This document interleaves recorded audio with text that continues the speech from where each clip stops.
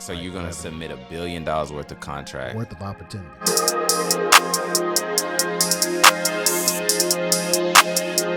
What's up, world? I've got my guy Fox Wade on the podcast today. And today what we're going to be talking about is government contracting, something that I know nothing about, something that I don't see a lot of people that look like me in, something that seems like, how do you even do this, right? And then I saw this guy named Fox on social media. We met up, talked, and then I thought the topic was super interesting.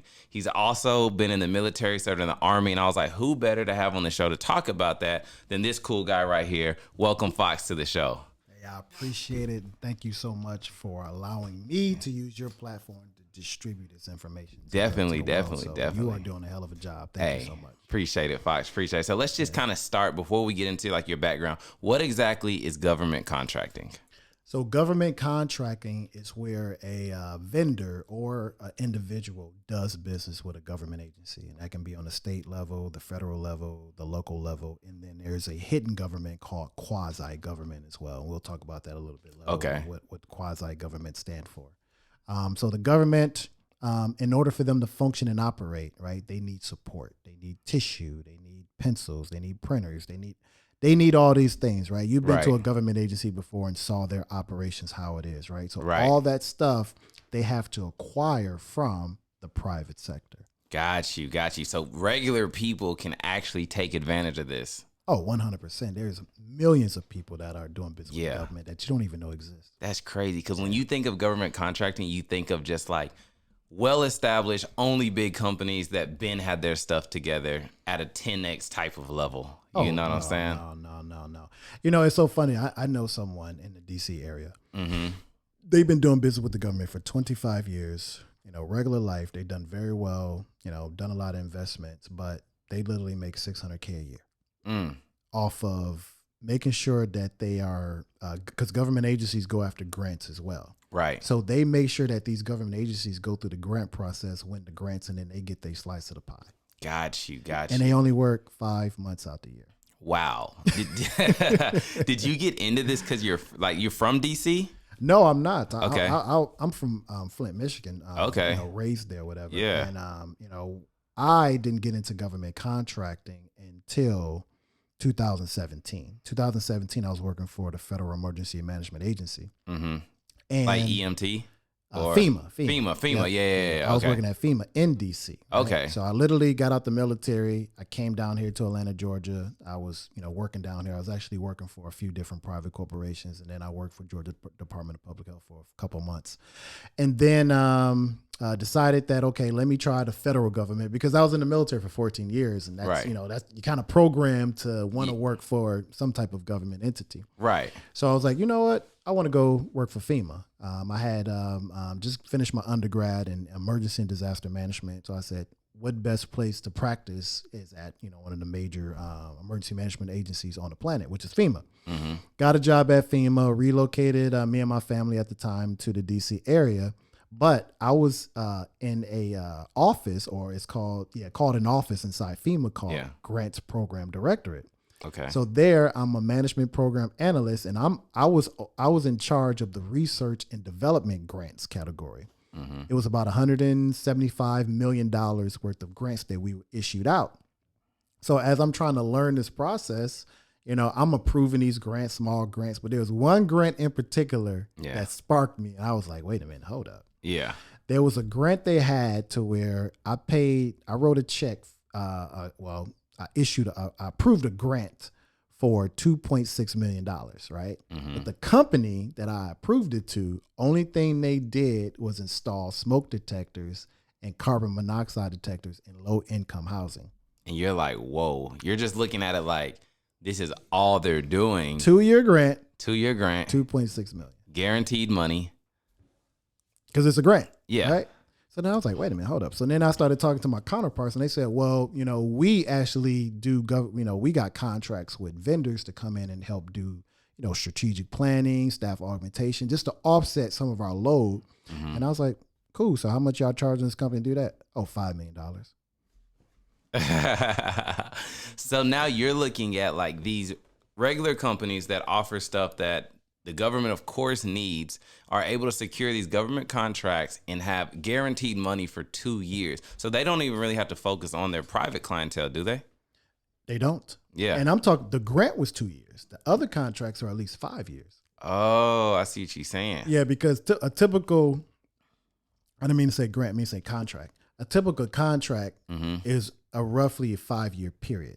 Okay. Right? So you got your first year, which is your base year. Your base year, it's like we test driving you to make sure that you can deliver on what you say you can. Yeah. And then you have 4 option years to where they renew your contract every year because it's more like a performance thing. Got you. But the most companies who get awarded contracts, they end up being on a contract for 5 years. And I'm only talking about the federal government. State and local governments are a little bit different when it comes to how many years you can be on that contract. Right.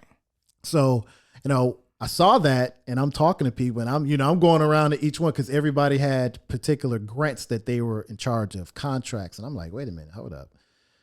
I'm only making $85K a year. Yeah. And y'all giving this company $2.6 million just to, right. Like, I was like, how do y'all know they even doing the work? Right. They was like, well, we just got to just take their word for it. And I said, oh, so there's no measurements of effectiveness, measurements of performance in place. Yeah. I was like, oh no. So that was like and that was November 2017. December is when I decided to start, not start my own firm, but to go back to the private sector. Okay. So December 2017, started working for a company called Bit Group. They made me the director of information technology, I guess, because I was, 6'1", smelling good, look good. This brother must be smart, right? And I'm like, the director of information technology. They had said, we offer you $105K a year. I ain't never made 6 figures before in my life. And I was like, what? And how old were you at this moment? I'm like 35 or something like that. Yeah. Like I'm a new entrepreneur. I'm like 5 years in the game entrepreneur. Yeah. So I'm like 35 at that point. I'm like, dang, y'all paying me. I've never made that because in the military, you don't make that much money. You just serving. Honest. Yeah. So I'm came on. I'm working for this company, but they messed up because I'm the director, but they also wanted me to do business development. Okay. So now they sending me to all these events. I'm shaking hands, bankers and all this other stuff. And I'm meeting all these other companies. Your network is growing. Exactly. That was my first time ever doing that ever. So I'm everywhere. I'm at this event, Capital Region Minority Supply Diversity Council, MBDA. I didn't know these organizations exist. I'm at, and I know I'm gonna say a whole bunch of acronyms like APSIA and all these other things. I'm meeting people because number one, I always made sure I looked very well when I went to these events. So now people are being, I'm attracting people to me and they're like, yeah, like, oh, you're with so-and-so. And somebody was like, man, you should start your own company. Yeah. Like you got, you got how you can move around rooms and stuff like that. And I'm pretty cool with a lot of them to this day. And I was like, okay, cool. You're right. Okay. Yeah. So I actually started planning part of my company it was 1 April of 2018. The company I worked for found out that I was starting my own company. I don't know who snitched on me. Yeah. And it was like, you know what? We got to have a talk with you. And I'm like, I already know what that is. Yeah. Because I had came in that morning, but I couldn't get into my system. Got you. They I had couldn't blocked you out. Yeah, like they did some petty stuff like that. So like I couldn't log into the system. And I was like, yeah, we want to talk to you. It's a Friday. We want to talk to you. Yeah. I'm like, cool. I talk. It was like April, the last Friday of the month of April in 2018. And they talked to me. I said, you know what? I know what this is all about. Don't even worry about it. Yeah. I'll just resign. 1 May kicked around. I want to say that next week. And I had already started networking with people, talking to people. So one of the people that I network with, he's the president of the Black Emergency Management Association. Talk with him. He was like, hey man, we're down at so-and-so. Why don't you come down and hang out with us, whatever. And it was, it's the chili dog place in DC. Very famous. I forgot. Damn, I'm not doing DC no justice. Yeah, right you're now. not. But it's very, very famous. So we went down there and we were talking. And one of the guys that was down there, he had a government contract with the Centers for Medicaid and Medicare Services agency, a part of the Department of Health and Human Services. So people know him as CMS. And so, we talking, whatever, hit it off, me being former military. He was like, you know what, man, like, he was like, I like what you said, whatever. That was kind of wrong of them. If you want to start your own company, like we all went down that road. Mm-hmm. He was like, I got a contract for you. Yeah. I was like, what?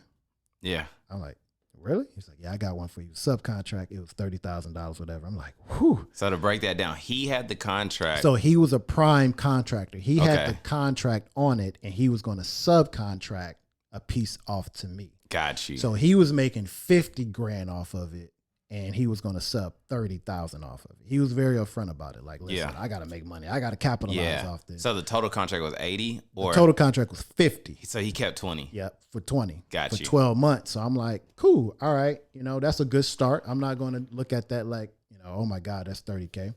So I end up working on it as an independent contractor, one man show for my company, Black Fox. And I'm meeting with the customers, and I'm like doing my thing, whatever. I was building out their SharePoint system and building a business continuity plan. I ain't never done no SharePoint stuff before, but I figured it out real quick between me and YouTube. We worked it out. So I'm on this contract. I'm doing good, but I'm going. So I could have worked from home on this contract because it didn't allow for you to be on site. But I was like, nah, I'm gonna get up and I'm gonna go to site. Yeah. So I'm putting on the suit every day, going to site, meeting with the guy. He was ex-retired Army too, so I'm doing, camaraderie was there. Yeah, but I was putting in the work, and I had done such great work on that first contract that he was like, "Hey, let me introduce you to more people around the office." Talking to this person, and then next thing you know, they're like, "Okay, yeah, we heard you do good work. We got some work for you over here too." Yeah. I'm like, all right, cool. Yeah. So now my prime, I'm actually making him look good. Yeah. I'm making the customer look good, the government customer. So now they like, cool, here's another opportunity. That contract was $60K. Dang. Right. This is 30 Stuff days starting later. to line up. Yeah, because number one, my character and what I'm doing, I'm putting in the work at that time. So now I'm like, oh shoot, I'm at 90 grand. That's how much I used to make a year, but now I'm at 90K in my own independent contracting company. And so then from there, talking to my other network that I had met, those couple months being in that private corporation, and I'm reaching out to them, letting them know, I got my own company, cool people. They're like, hey man, I want you to reach out to this one company because, if you got your minority business enterprise certification, then, they can probably slide you some work too.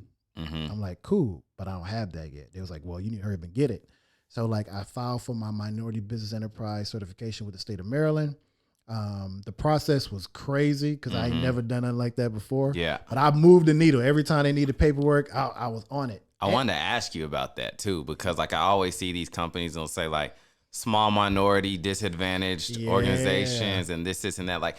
How do they get those? And what do they got to do to qualify? Are they hard to get? So it's an application process, right? Yeah. So people would say certifications, but they're not certifications, right? You're just getting certified to acknowledge that you are a minority business enterprise, right? That your company is owned by a minority. Yeah. But it's really a small business program to help your business grow. Gotcha. Right? So in the state of Maryland, there are certain contracts to where when they do the evaluation part of that contract, they will say, you know what? 20% of this contract can be done by a minority business because they understand a minority business getting started is what? You don't have all the resources. You probably a one-man show. Yeah. Right? But this is something to get you started, get you going. Got you. So they will say this contract right here, let's say IT support services, 20% can go to MBE. So now the other 80% is going to go to the prime contractor because they probably been in business for a long time. They got the resources, they got the infrastructure, all that. You come on, you get a slice of the pie, 20%. But if it's a $10 million contract, your company is going to get $2 million. Yeah. The cool part about it is that you don't even have to write a proposal. You don't? Nah, they just bring you on the team. They'll do all the work for you because they got to hit that. They got to reach that goal, right? Especially if it's a mandatory goal on a contract. So they'll just be like, hey, listen, fill out this one form, whatever. You got to be a little bit careful, and I'll talk about that a little bit later. How to properly do that with them. So did it with a company. Thank God the company was ethical about everything, and they were like, well, we got this contract, whatever. You're going to get 15% of this contract. Then you're good to go. Fill out this one form, get started. That was $1.3 million. Dang. So when I'm hearing all these big numbers, right? how like coming from a t-shirt space with high revenue with high expenses, low margins. When you get these government contracts, what are the margins like? So it just depends on how you structure it, right? Because there's a lot of factoring into it, right? When you're dealing with people, let's say you're dealing with people, right, and you got employees, you got to factor in how much, because everything's a cost, right? Let's say I got a contract and I got to bring in 2 extra people to help facilitate that contract, right? So the first cost is what? I got to pay them an hourly wage.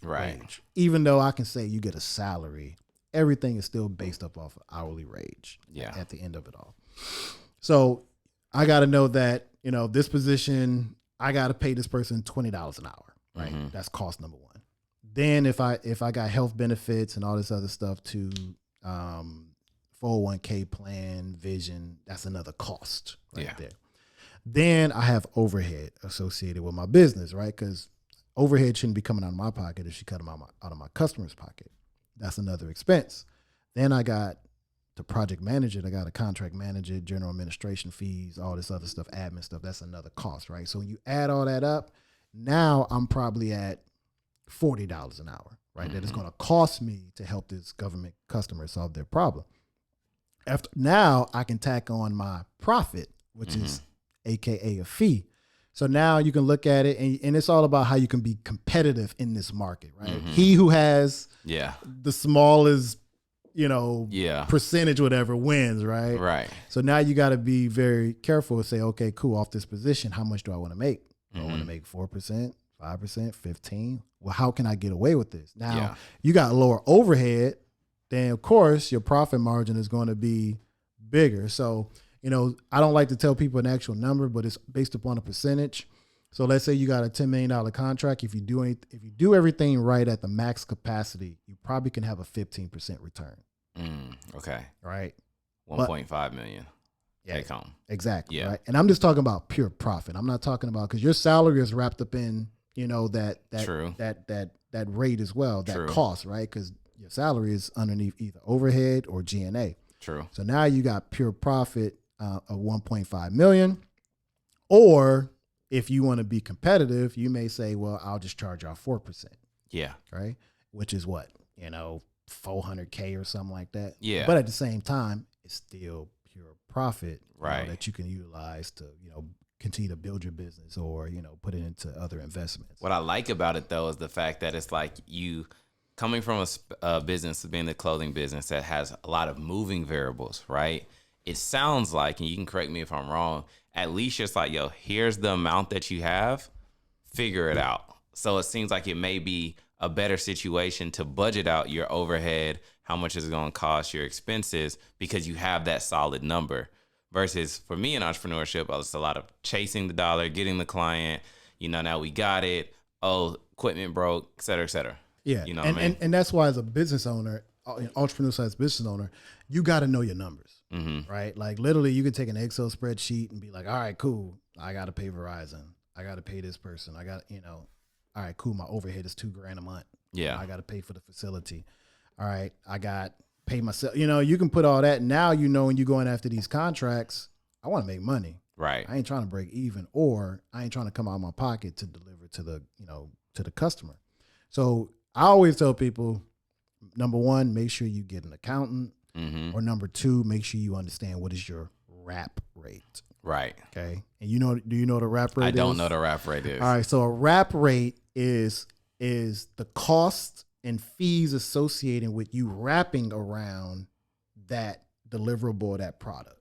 Okay. Got you. So everything has pricing wrapped around it. Got you. Okay. How much it costs to pay somebody hourly, how much it costs for health and dental and all this stuff. So like I would sell a t-shirt, but it's like, how much does it cost? Break it all down. The label, the shipping, all that stuff together to actually get it there. That makes sense. Yeah. Break that all down, because at the end of it all, right, when you get all that stuff that's wrapped around that product to get it delivered to your customer, now okay, cool. It's going to cost me this much to get it from, a entry or whatever, or request to a delivery. Yeah. I need to tack on my profit to it, because I ain't doing this ish for free. Right.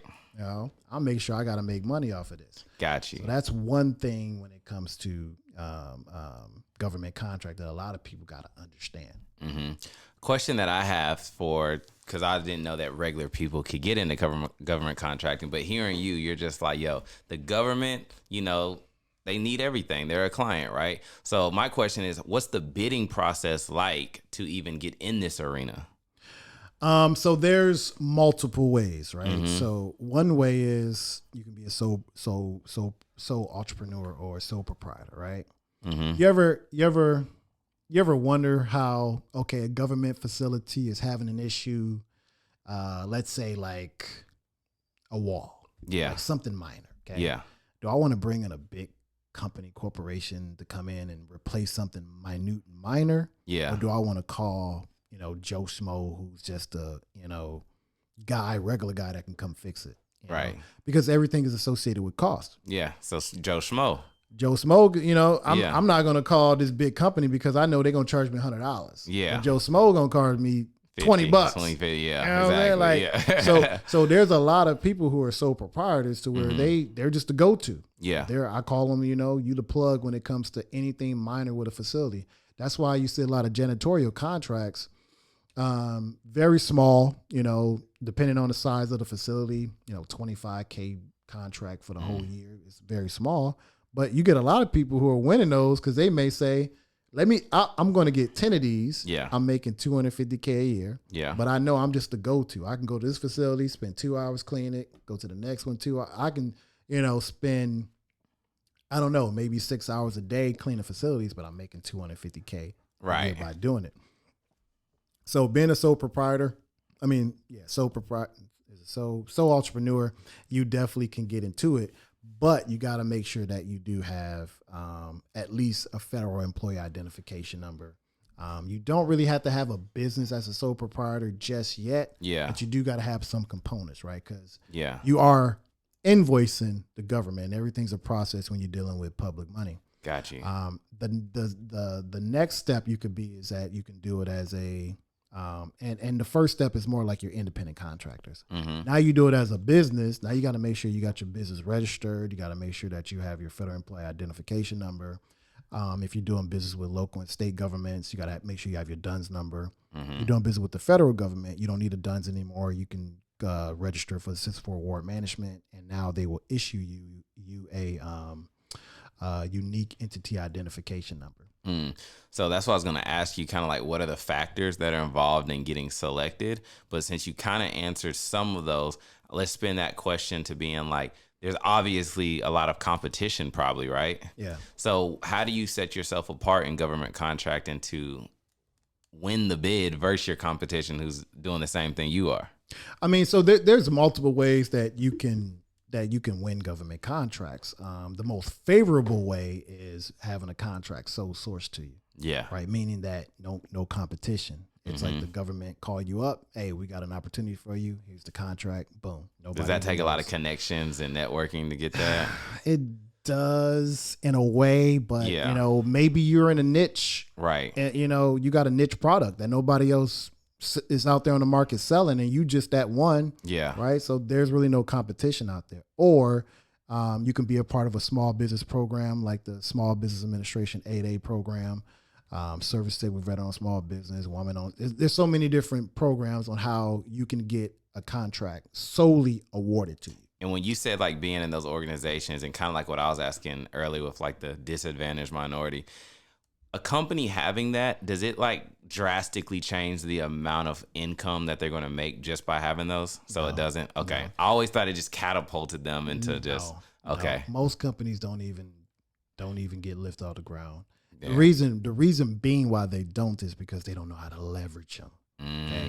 It's like I always tell people, having all these certifications with these programs, small business programs, it's like being Batman, right? Mm-hmm. Like Batman got the suit, the cape, right? Yeah. But the certs is what's on the utility belt. Right. Okay? Right. Is he going to use it every single time? I don't know. Maybe one time out of 10, but it's there. You got it. So if you learn how to leverage them, how to use them, like how I've done over the past 4 years, you can accelerate your business extremely fast.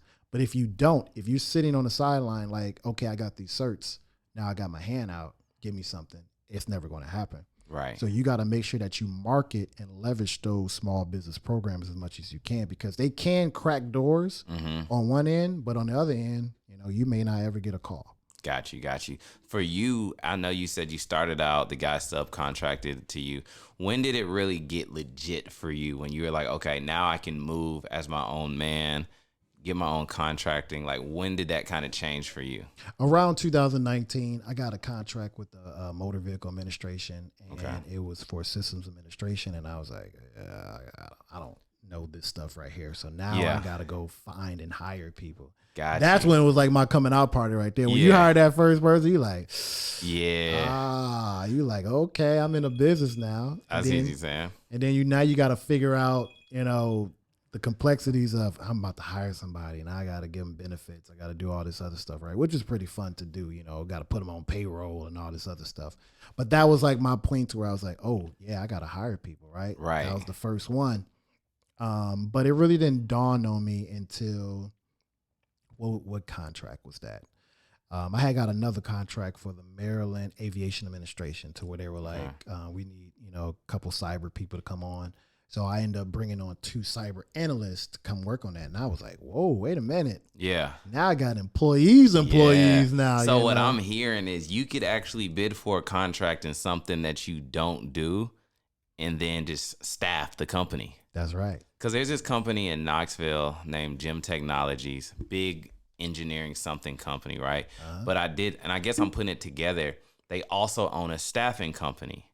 And I think what they're probably doing from the outside looking in, I don't know, they used to be a graphic design client of mine.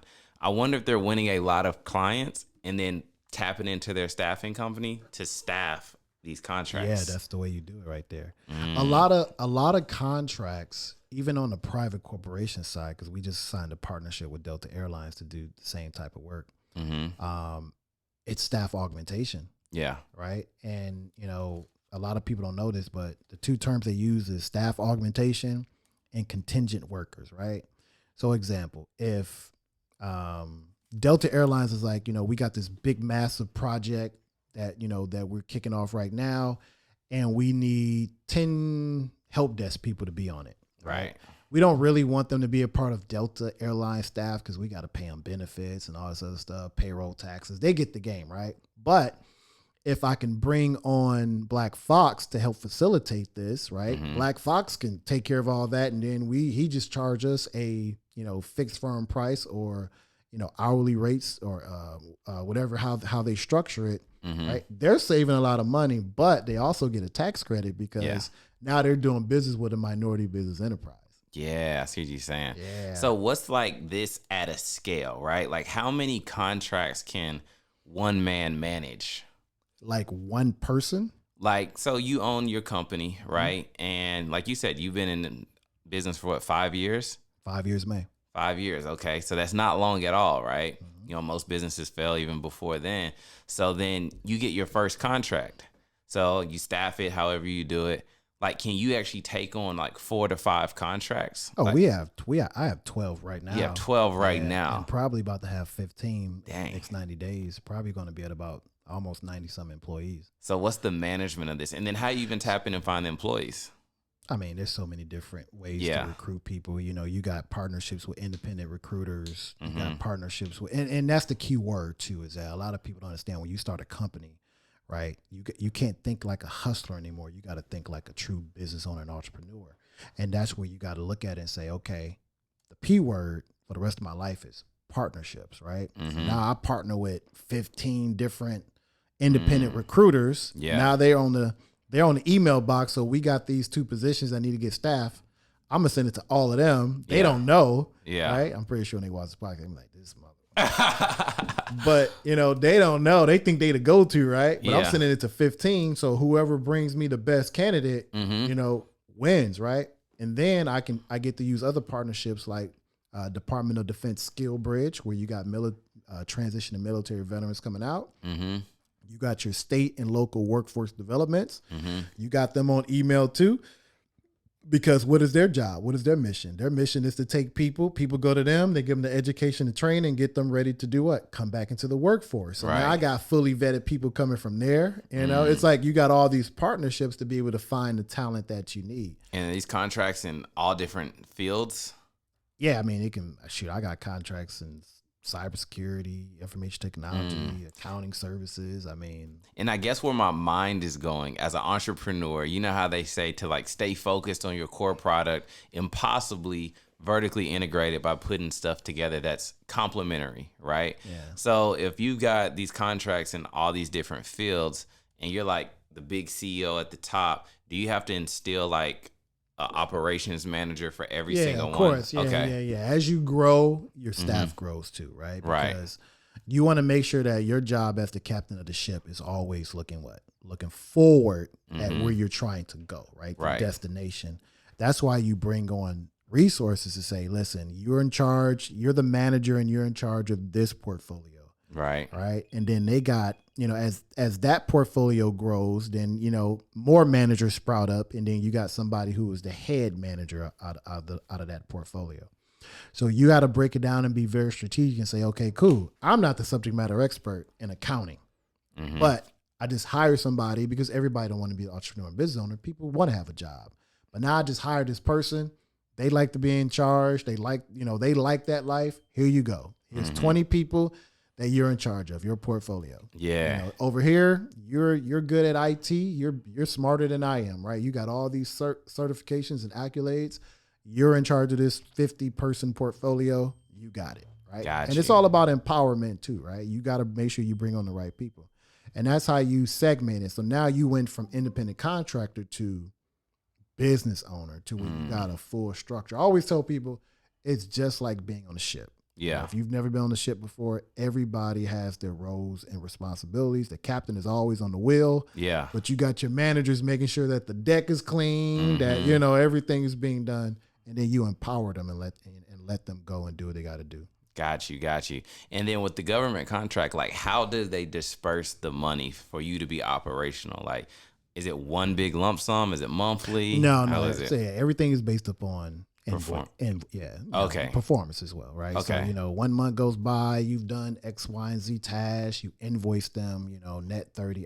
One thing I love about the government is that ain't no such thing as net 30. Yeah. With the government, it's like net 5, net 10. Yeah. Because you got to think about it, right? If you're doing a very great job on that project, right, they like you. So when you invoice, they like, oh yeah, cut the check. Got you. Because that's what I was going to ask you, is like, if a lot of companies, right, that are like what I would think would be government would be net 30, and I was do you run into cash flow issues to stay operational? And you see what I'm asking though, right? Now with the government, it's always like, you know, they always pay on time, because the one thing I learned about government employees is that they don't have no emotional attachment to the money. Not at all. It's not theirs. You know, they're like, listen, my director or manager gave me a budget. I got to spend my budget. You know, my budget is $20 million for the year. I got to make sure at the end of the year, my budget is at 0, right? Because I want to make sure that I either going to increase my budget, but I definitely don't want to decrease my budget. So if you're doing a good job on that contract, shoot, you send that invoice on Monday, by Friday, you probably got a deposit. Yeah. And that makes sense when you said they don't have the attachment, because my dad works for the government and human resources. It's very lenient, right? Because things are all taxpayers' dollars. It's not like for a private business where we like, I made that money. Exactly, you know what I'm saying? Right? So, and that's why I love the government as a customer, because of they just don't have an attachment, you know, to it. But at the same time, once again, it's, you know, if you piss somebody off, whatever, then they can, you know, take their time, use their power. Exactly, right? Because now you're not in a positive emotional space with them. You're in a negative emotional space. But then you're in a positive space. They're like, oh, invoice on Monday? Yeah, okay, cool. Yep. Boom, boom, boom, boom. Yep, good. Shoots the checkout. There you go. Nice. Cool. So what do you think it is that makes this such a kept secret, to where it's like, and you know, like, we're not making this show about race or anything, but just like, why is there not people like that look like you and I in this industry? Like, is it not? Do you think? Of course, it's probably not as popular. It's not hot. It's class. It's class. It's class. Yeah. Elite. What is it called? Elitism. Yeah. Yeah. I mean, it's all of that, right? Because every major corporation has government contracts. Yeah. I go down the list right now. Mm-hmm. General Motors, Ford, Tesla, Amazon, Apple, Verizon. I can go down the list of every Fortune 500 company on the planet. They have a government contract. Why is that? Do you truly believe that Verizon would be where they're at if they were just focused on you and I paying our monthly bill? Yeah, you're right. You know how many people don't pay their bills on time? You're right. They would be out of business. That's like when you go into a school or a business, you see all Dell computers or something. There you go. That's their government contract. Dell, that's why Microsoft is so massive. Microsoft, it's not even about their products anymore. Microsoft has professional services with CIA, DIA. The government pays Microsoft, Amazon, and all these Fortune 500 corporations just to do R&D. Right? They're like, listen, hey, we got an idea. Right? The government doesn't have in-house resources, so they go to private industry, right? They call them private industry partners, and they say, listen, we got an idea. Can you help us out? You think Microsoft gonna be like, nah, we can't help that? Yeah. Microsoft gonna be like, wait a minute, okay, give us a concept. We'll put together a proof of concept for you. We'll bring it to you. We'll give you a bit. You know, they have a whole system. So now they're like, cool. I need $1 billion to do it. Yeah. Okay. So now that government agency says, okay, it's going to cost me $1 billion to get my idea done. Now I got to go to Congress and everybody else to get it approved. Once they get it approved, they come down, and you know that's why Microsoft has lobbyists a part of their portfolio and all this other stuff, right? It's crazy. It's like we're seeing it and we're missing it. Oh, you yeah, see what I'm saying? Pay attention, yeah. So now, you know, it's approved. It goes into production. Microsoft got to do what? They got to bring on resources. I got to bring on scientists. I got to bring on data people. I got to bring on, I got to bring in all these resources to help you do what? Yeah. You get to what your goal and objective is with that idea. Got you. So what I'm hearing too is like, really for like, I'm not going to say any business, but for a lot of businesses, let's just say they got into government contracting, right? They put that as part of their strategy.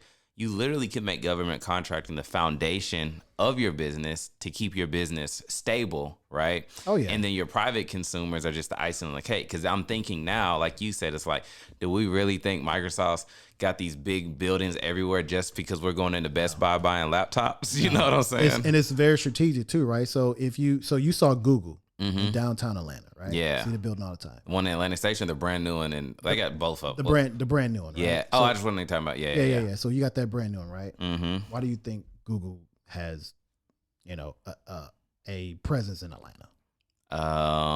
They're doing business with the state of Georgia. They're doing business with the city of Atlanta. Who else is here on the federal level? GSA, you got CDC. Who else, Is that why that Microsoft building will be in Atlantic Station? I wonder. Of course. Yeah. They're doing business with all these people, right? You got Emory, you got all Department of Veteran Affairs hospital here. So they understand that I got and I said this on the IG the other day. I said, you gotta go where your customers at. Yeah. Right. You gotta go.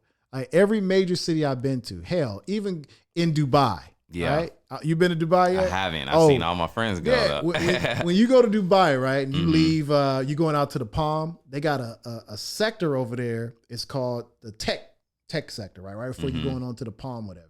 Okay. And you look over to your right and you're like, Microsoft, Dell, HP, Google, Apple. Yeah, you already know what's going on. Already, most people see it and they're like, whatever. But me, I'm like, okay, I get it. You see that they're building this mega city into something else. They're going to need what? People. Support services, right? That. All the infrastructure being built is tied into information technology. You got computers, laptops, you got toll systems up. No, they understand, we got to go to where the customer is at. Boom. Because now I'm showing a presence. Got you. When people are competing for these contracts, is there any negotiation or is it like, there is negotiation? Oh, yeah. See, I would think it's like, you go on the website, because I remember you were telling me, I looked for fun. You see the contract, and then it's like all these other companies are competing. Okay, so it's like, how do you negotiate? Yeah. So in my GovCon blueprint, this is why I created it, right? Because anybody can win a government contract. I'm just not gonna BS anybody. Like anybody can win a government contract. The truth of it all is that, can you make money off of it? Okay. So let's say the government has a project that they want to be done. They know what their budget is internally. They've already done the planning phase. Sometimes it takes 2 years just to plan out how to, issue out a certain type of contract onto the open market. So they know it's going to take $100K to get this job done, right? Right. And if you know what you're doing, when you go through your phases, like, okay, cool, it's going to cost $98,000 to get it done, right? You right in that target. It's like shooting a gun. You right in that target area. Most people, because they don't know what they're doing, they cut a lot of cost out of their proposal write-up or how they're calculating the price. And then they'll say, oh, we can do it for $75K. So now the government's like, we're going to go with you because you the lowest offer. You're going to save us $25K. We can take $25K and do it in other places of our agency. So now you've won it. You in it. You started and you're like, wait a minute. This is going to cost me more than $75K because I totally missed X, Y, and Z and now I got to do this. You can't go back to the government and say, hey, I messed up. Right. I need to increase my thing. They're going to look at you like, nah, bro, we got to sign contract. And you don't want to mess that relationship. You don't want to. So now you're going to operate in the red off of it. So basically you're going to do this job for free and it's going to cost you to do it. And this is why you see a lot of people, they're like, I want a contract. But then next thing you know, I'm checking my DM months later and they're like, hey man, I need your help because I bid it on something and I messed up my price. I'm like, I was like, I can't help you on that. I said, like I got a formula that you can use, whatever. It's going to cost you to invest in it. Yeah. But here's a formula that can, keep you from the, not making the next mistake. Got you. Because that's what I did when I first got started. There was one contract I went after and I won it, but I totally forgot one little piece in it. And I was $15,000 off. Of course the government ain't going to give it to me because I was giving them a 15 thing, but I get in it. Man, I broke even on that contract because I had to stretch my mind and, penny pinch and all that stuff, but I made no money off of it. I got the past performance. Yeah. But I didn't make any money because I messed up. Got you. So when you go to a site and you find an opportunity, you could be competing with other people or not. It just depends on what the opportunity is. But then you really got to make sure you read those instructions to make, because the government's telling you exactly what you need to do and exactly what they want. Yeah. You just got to know what is your price point. What is your pricing? Got you. What makes a contract better than another contract when you're searching for them? Customer. Yeah, okay. And when you say customer, in my head, there's only one customer being them. So it's like, when you say customer, what do you mean? Like if I'm looking at a list of 10, what makes you choose this one?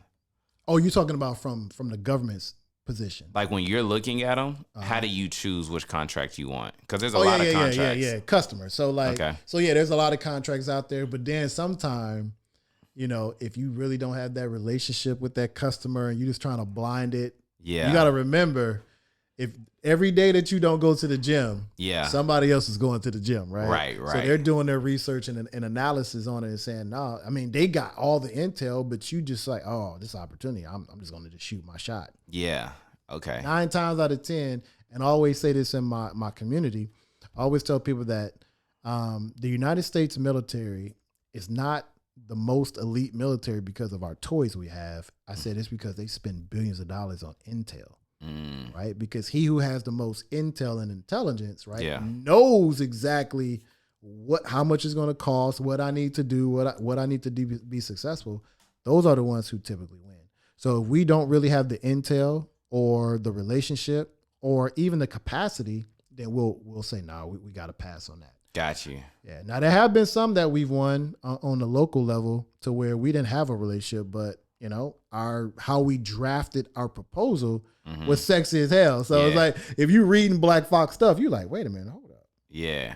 Who is this Black Fox company? Oh, yeah. Okay. Oh, military veterans? Okay. Oh, man. You know what I mean? So you shoot a proposal to add to everybody that has all that information and it has all the past jobs that you've done for the... Of course, yeah. Okay, every time we draft one, my whole stickler thing is like, presentation is everything. Yeah. Right? It's like going after a job, okay? If I give them a piss poor resume, whatever, guess what? Yeah, probably not gonna get it. Yeah. But if I, make it look, nice and neat and cut and presentations, everything. So now when you read and you like, wait a minute, wow, Okay. Now I'm building mental real estate in your head because Yeah. you're like, I want to learn more. I like that mental real Yeah, estate. that's my saying of That's your saying? Okay. 2023.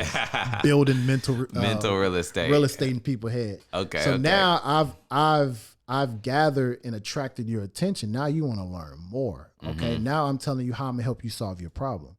Right. Now I'm telling you, which is a secret sauce out there, man. I'm about to give away so much for you. Man, let them know. So now I'm going to put in there, right? Now I can help you solve your problem, but I also include statements to say how we're going to continue services. Mm-hmm. So you got natural disasters, right? And that's why I went to, I got my undergrad in disaster emergency management. Okay. So now you got natural disasters, man-made disasters, and technological disasters that happen all the time, right? Weather comes in, electricity goes, stuff can happen. How can I reduce the risk for my customer to know that no matter what happens, we're still going to deliver? Right. Right. Imagine somebody came in your house and was like, all right, cool. You hire somebody to replace the floors, right? And they're at $25K and the other company's at 23. But that $25K, like, listen, we guarantee no matter what happens that your floors are going to be taken care of. If anything happened, we'll come in and replace it. Basically, here's a warranty. Yeah. The other company don't deliver that. Who are you going with? The warranty. Yeah, makes sense. That's it. Yeah. Is it for this government contracting? Is this literally, are there certain fields that it makes sense for? Or is it for pretty much any business that you're in, you can probably find a contract? Don't even matter. Doesn't even matter. The government is just like the everyday person. So me being a graphic designer at base, there's a contract for me. We're working on one right now as we speak. Right now. Right now as we speak. Okay. Like literally right now. I was on a meeting yesterday. Yeah. And probably when I get back, I got to review it. It's due on Friday. Right now as we speak. Dang. So in your business, it's a lot of, how much contract proposal writing are you doing to where it's just like, we spent all this time on this proposal, but we didn't get the contract? So it is like that, right? So our goal is to make sure now we pump in about 20 a month. Okay. Right, with a 10% return. Okay. Get 10% or higher is good. So now I know if I put 20 into the month of January, I'm probably going to win too. Got you. Right. So what would be a goal of like, how many contracts would you want on a yearly basis?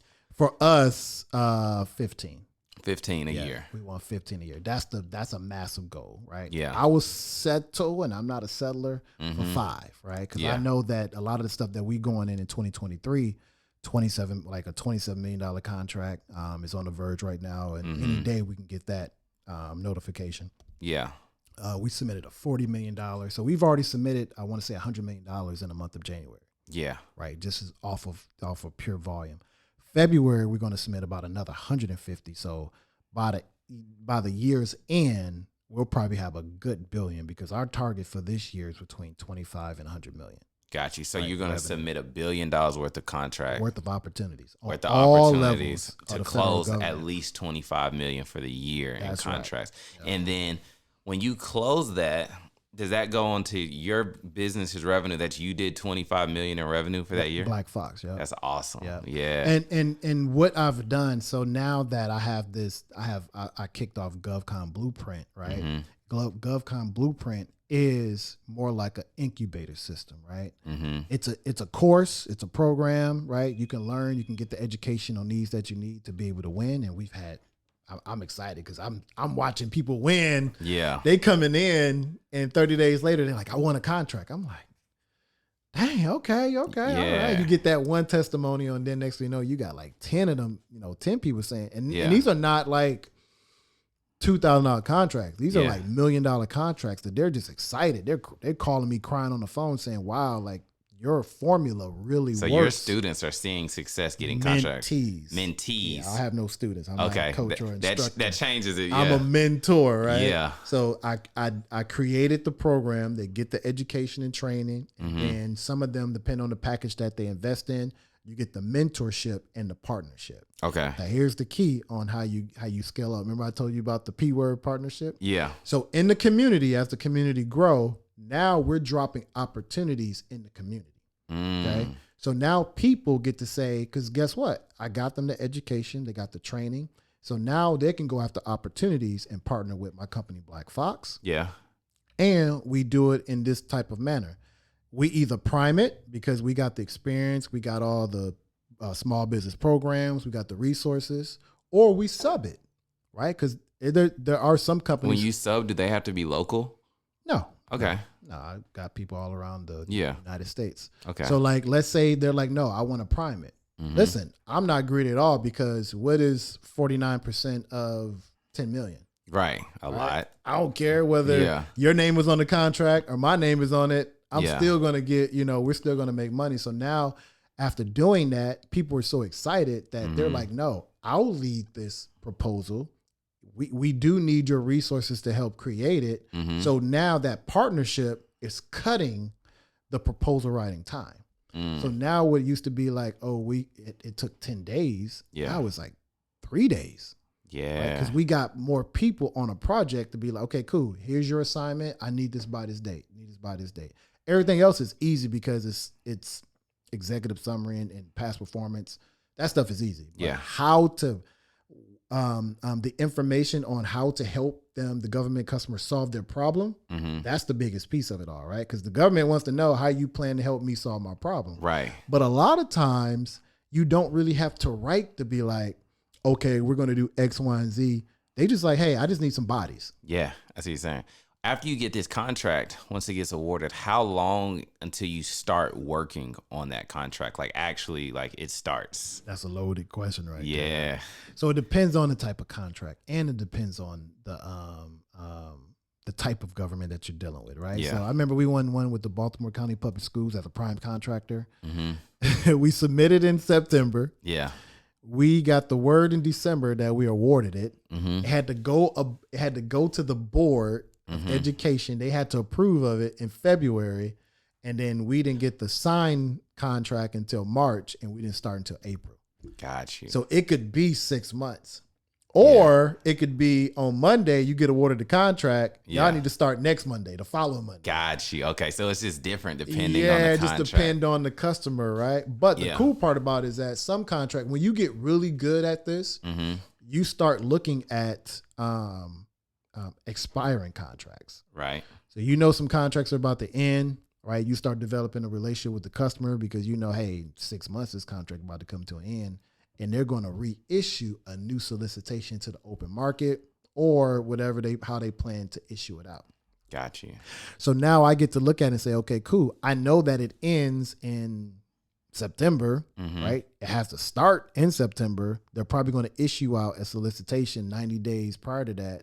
So I can start preparing early. Once it hits, we already got everything. We just, dump it into the actual thing, clean it up, and you can submit it. Got you. And where my head is going is still thinking of just like small business, right? So when you're getting all these contracts, and are you like on the ground, like where the work is being happened? Because that's what I'm thinking. I'm thinking like, because what I'm thinking, like small business owner, you start growing a business, he's on site looking at what's being built and all of this stuff. How does that part work? That's why you hire people who want to do that. Got right? you. Because honestly, I don't want to do that. Yeah. My job is to do what? I got to steer the ship. You got to steer the ship. Okay? I can't look behind me because I may run into an iceberg. Things could happen, right? So no, that's when you hire people, managers, people who are proven, in their ability. And, it's a trust factor too, because you do bring people to your company that you got to trust them.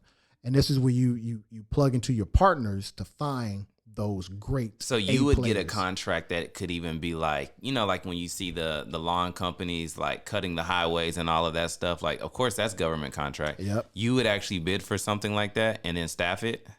I mean, we don't bid on those type of contracts. Okay, but if I were, yeah, 100%. Yeah. Got you. Yeah, even though you've never been a lawn. Okay. Because I'm not a SME in that. Yeah. So I got to go find the SMEs. Yeah. Right. Because people got to understand this, and I talk about this in my community, is that stop making your business about you. Yeah, I see what you're saying. It's not about you. Your business is all about creating jobs, right? Helping a customer solve their problem, right? And by you focusing on those two things, you get a reward at the end. Yeah. Right? But if you have that mental capacity to say, no, like it ain't about me. I think a lot of times people want that.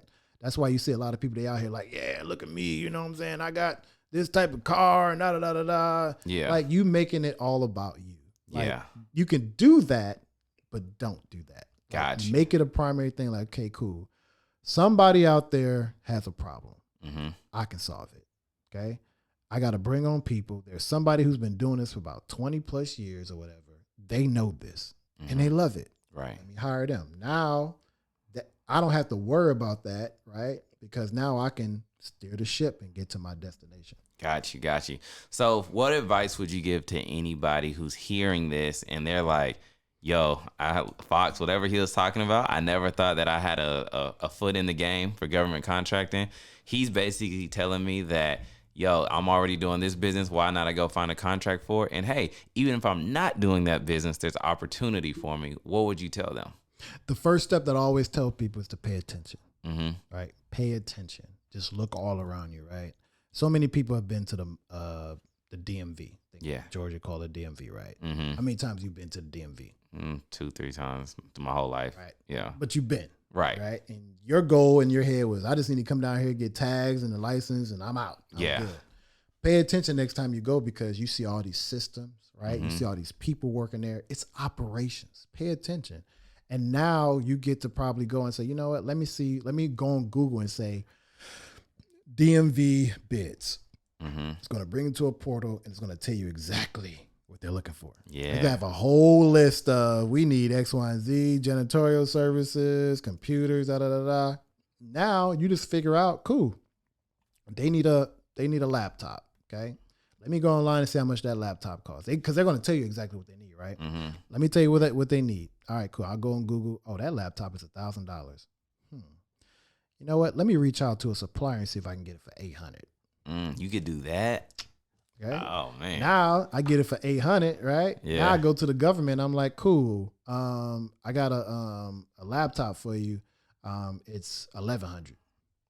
Because they understand that you got to make money. Yeah. Okay. They're like, all right, cool, bet. Yeah, we'll pay that. Yeah. You go to the supplier and you're like, listen, I ain't got no money, but can you open me a line of credit? Yeah. Bet. Get the laptop, deliver it to your customer. Now you don't have to deliver. You just have the vendor deliver directly to your customer. Now they pay you. You just came up what? $300 per laptop. Per. Because they're gonna have because they're gonna have a whole gang that needs right. It. Yeah, you know what I'm saying. So if they got 100 laptops, how much money did you just make? 30,000. 30,000. Yep, right? 30,000. So pay. That's the first step. Is pay attention.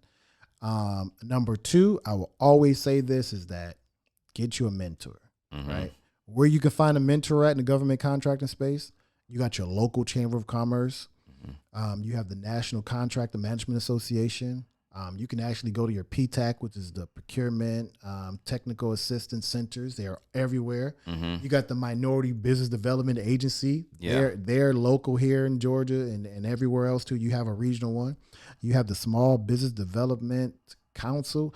There's so many places you can go to find a mentor, right? Yeah. And that mentor is the one who's going to say, okay, cool, break this down. And this is why I say I'm not a coach, I'm an instructor or nothing like that. Yeah. I don't teach people, I mentor people because, me as a practitioner in my own company, my own firm, I want to make sure that I'm not your coach. Yeah. I'm going to mentor you, to your first contract. Gotcha. Because I flex between two worlds, between influencer world and the business world, right? Right. So over here, I can wear my diamond earrings, Yeah. But then on that side, I'm suited up, so that's why I'm like, I ain't no your coach LinkedIn crowd. Yeah. There you go, right? And LinkedIn, I got to be professional. Professional, yeah. So if someone's watching this and they're like, yo, I really enjoyed listening to Fox. He taught me about government contracting. How can they tap in with GovCon Blueprint, get inside your community, and just, get more? So we have a program called GovCon Blueprint. You can go to win.govconblueprint.com. We have a free ebook on there for anyone. You can join the community for $59.99 per month, or you could just pay the annual fee. We also have 3 programs. One is called On Demand, so meaning that once you make the investment, you can automatically start learning some great informational videos, clear and concise, and straight to the point. We've already had a few people win contracts just by going through the On Demand. We touch on a lot of different areas in there, how to get small business programs. business accounting, proposal writing. Like it's all broken down. Everything out of my brain is broken down in a clear and concise on demand training course. Then we have live cohorts. So each month for 4 weeks straight, and I'm kicking off one tonight. So each month for 4 weeks, it's called GovCon Blueprint, Ultimate GovCon Blueprint. GovCon Blueprint is that you have access to the on-demand, and you come weekly to do your live training. So I'm there, I'm cutting through everything. Hey, this is how you win. Here's the foundation. Here's the secrets to winning. That's the second program. And then the big program is our Ultimate GovCon Blueprint. Now you got access to the on-demand course. You got the weekly training sessions for 4 weeks, which on week 4, you're going to submit a live proposal or some type of, you're going to talk to a government customer on week 4. Gotcha. To get the jitters out. Cause a lot of people are afraid, you have the jitters. All right, cool. You're going to get that out the way. And you get access to mentorship and partnership. So you get private mentorship with me. And you receive a partnership to my company, Black Fox. Wow. So if you just want your hand held, OJT, you partner with Black Fox. We take you through the whole thing, kickoff meetings, the whole gamut. And the cool part about it is that let's say we have an opportunity that we just won, okay, and we got some slots on it or positions that we can kind of offset to our partnership.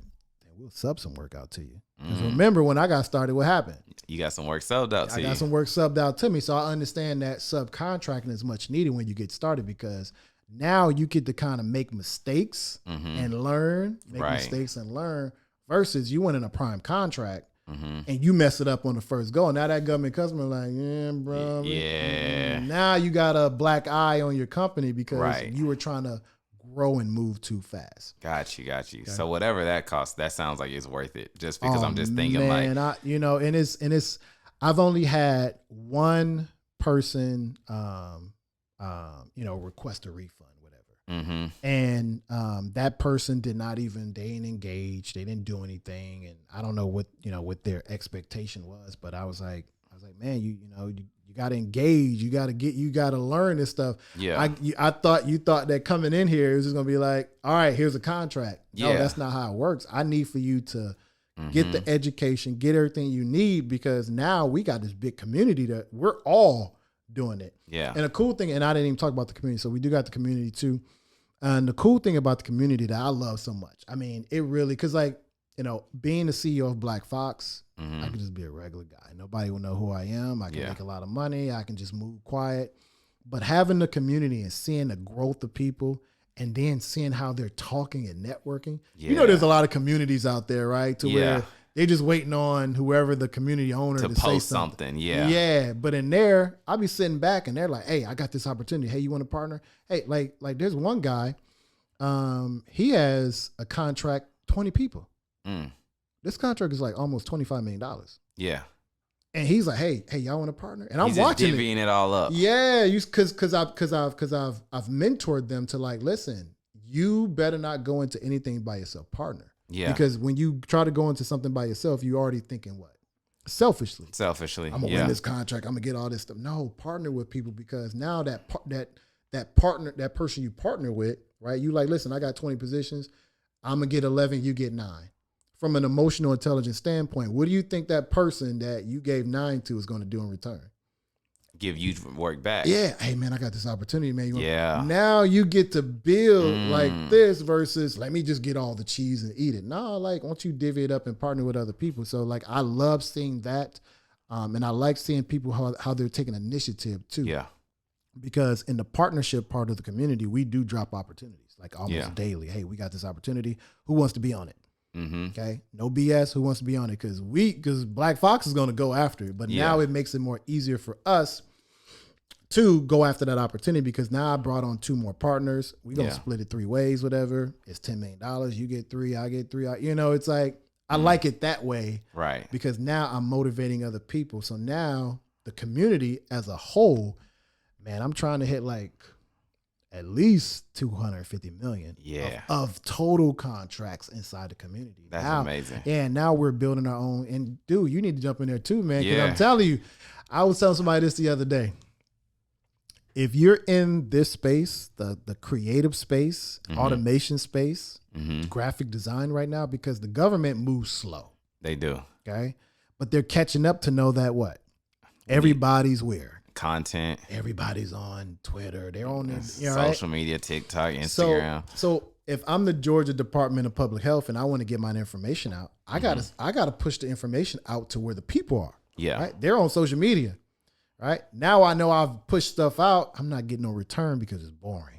So now I need to do what? I need to make adjustments and say, hey, Tony, hey man, can you make me some dope graphics? Because I'm trying to gather attention. Yeah. Yeah, okay, cool. I can help you solve your problem. Boom. All right, here's $1 million contract.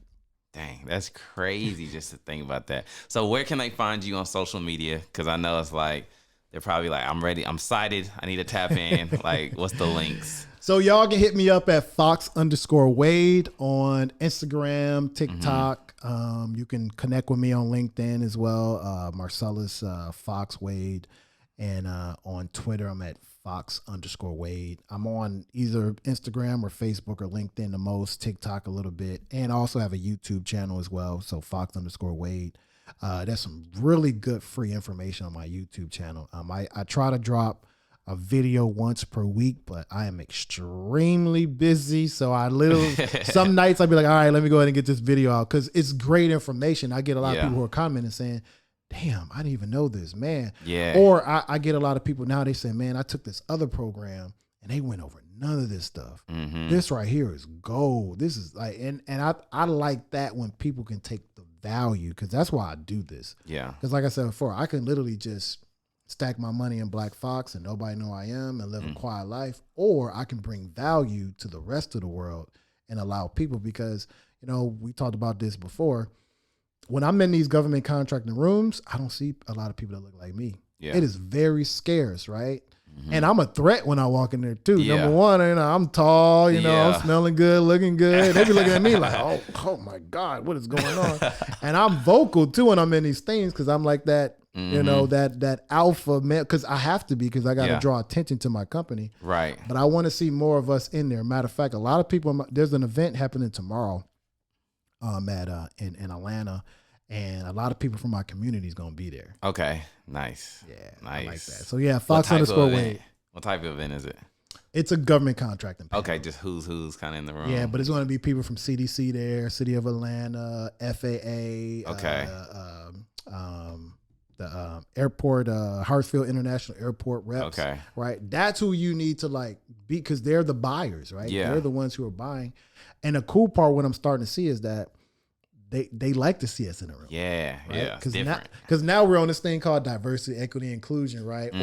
Or the spending goals are starting to change to where they're like, listen, we want more, you know, minority-owned firms to come in and do business with us. So seeing us, you know, grow in numbers, it's like, okay, the word is getting out there. Yeah.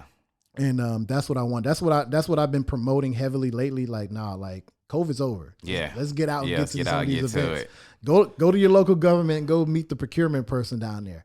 Because the other day I went to go see, I'm not going to say the agency, but I went to go meet, you know, a procurement person. They're literally down the street from me. I was like, you know what? Let me just get out the house and let me go down and you know, meet who it is.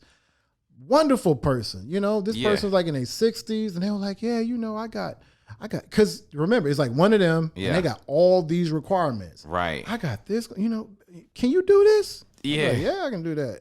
It was like a Wi-Fi installation contract, right? Yeah. I ain't never done that before. Right. But I knew I could find the companies there, right? Yeah. So I was like, yeah, give me the schematics, whatever, you know, because I do have a little project management background. I said, give me the drawings, whatever, the facility, and then I'll give you a proposal. And I, you know, did all that, told her, I was like, hey, it's going to be about $67,000. Oh my God, we didn't even have a budget for that. But thank you so much. You know, now she knows, now I could take it to her director and say, it's going to cost this much. Yeah. And they got to get that approved by the board. Got you. Right. But now what she says, when she goes to say, I found a company who can do it, it's going to be $67K. Yeah. The board goes, okay, approved. Now I just want a contract by doing what? Going out and meeting somebody. Yep. I didn't have to do a whole lot. I just went out and just met them. And there's a lot of them. And I always tell people this too. If you're an entrepreneur or business owner, join your local chamber of commerce. Mm-hmm. The chamber of commerce is like the middleman between government, representatives and the public / entrepreneurs and business owners, right? Mm-hmm. They're always hosting events, but they are the plug. Yeah. Right? Your chamber of commerce. The second person that you must meet in your local community is one of the local banks. Whoever is that BD person for that bank, that's who you need to connect with too. And what's BD stand for? Business development. Business development, okay. Right? Because each bank has a business development person because the bank has what? They got business to develop. Yeah. They have financial instruments that they got to get out. Right. So they're looking for the business owners and entrepreneurs because the banks are not making money if they're not issuing out money. Got you. So there's a BD person on that staff. You get in good with him, or she, she is connected or he is connected with everybody. Yeah. So now you like, hey, can you introduce me to so and so? Oh yeah, I know so and so. And they love introducing people. They like when you love make that, it. They love it. Now you find yourself, oh, I'm sitting with my, the mayor of my town, or I'm sitting with, and now because people do business with people. Yeah. And once they know you, I mean, like that was one of the best things I've ever done because I didn't know there was a such thing as a chamber of commerce. Yeah. But shoot, I got in good with them. Man, I remember one guy, in the DC area, because I'm well known in this one particular area. Like every time I'm out, I hear my name. Fox Wade. Fox! I ain't seen you so long. But because of that individual, they introduced me to everybody, everybody. And I was like, you find yourself sitting at the table with the governor and you like, how the hell did I get here? Yeah. Right. But you think about like, nah, man, so-and-so introduced, and it's just the domino effect. So those are like the top things I tell people when you're getting started. If you don't have the money right now, there's free resources out there through MBDA and PTAC. If you do want to make an investment and be a part of a program like mine, there's a bunch of us out there.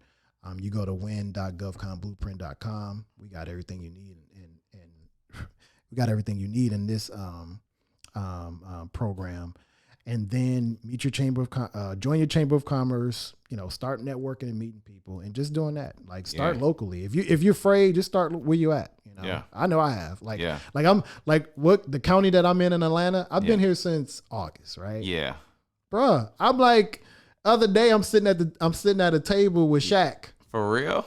Dang. But it was networking. But it was all because I went to a board of commissioners meeting, right? Once again, looking good, being attractive. People coming over to me like, who are you? Because they're so used to the same crowd. And they're like, who are you? Like even the people who sit on the board were coming up to me. Yeah. And plus I think it was election year too. Yeah. But end up meeting two people, right? The next time the guy was like, hey man, we're having an event at so-and-so, come. Yeah. I went, same thing. I met the senator for the state of Georgia. I met this person. It was a district senator. So I'm meeting all these people. And then one of the guys was like, hey, man, we having so-and-so at a golf event. Come. Yeah. I'll get you a ticket. Come on. You don't even worry about it. I was like, all right, cool. All right. Go to the event, Shaq is there, a whole bunch of other people there, But I'm sitting on the couch where, everybody else is, but I'm sitting there and they're like, oh yeah, this is Fox Wade. He's a government contractor. Oh, you're a government contractor? All right, cool. Yeah. And then next thing you know, it's like, I was like, hey, I got a program that I think can benefit the jail system. So I know that because I listen to, pay attention. So I know that y'all said that you're over capacity with your jail. Your standard is 800, but you're at 1,000. What if I pitch that I have a program to where when people get out, instead of them trying to go get a job, which is going to be hard for them, I can teach them how to be an entrepreneur and get into government contracting. That's really dope. Yeah. Right? So now they're like, oh shit. Like, you know what I'm saying? Like we listening. So now I actually got to go pitch February 9th to a whole bunch of people on the board or whatever, this program. But I was like, cool, how much money y'all got? He was like, man, we got about $5 million in education and training funds that we can issue out. I'm like, bet. Let's get it going. Let's get it. So now it's like, it's like, cool. Well, we're going to partner with this. I'm not going to say the college. We're going to partner with this college. It's like you start seeing the moving pieces. And that was it. That was just me getting out of my house, going to a board of commissioners meeting. Yeah. Meeting this guy, and then next thing you know, you're like, oh man, am I about to win a first government contract in GovCon Blueprint, Right. So what I'm hearing, get out the house. You know what I'm Yeah, saying? man, and just Talk to network with people and like you know, like people like me, whatever. Like I know a lot of people. Like on my favorites list on my phone, I know a lot of people. So like I'm a plug. You know, like if you want to do business with the government, you're like, hey man, I do want to get some government contracts. I'm like, cool. Yeah. What do you do? Well, I do X, Y, and Z. All right, let's figure out who needs what you can do. Once again, who need what you can do, and now let's position yourself to get in there. Got you. Well, y'all heard it. Follow the man. I'm excited. You know what I'm saying? I want to talk to you and make sure y'all tap in because, you know, like we said, a lot of businesses are missing out on government contracting when it could be a strong foundation to keep your business afloat to where everything else that you're doing now becomes like the surplus. So make sure you guys tap in with my guy, Fox Wade. Check the links below. We'll see y'all in the next episode. Peace.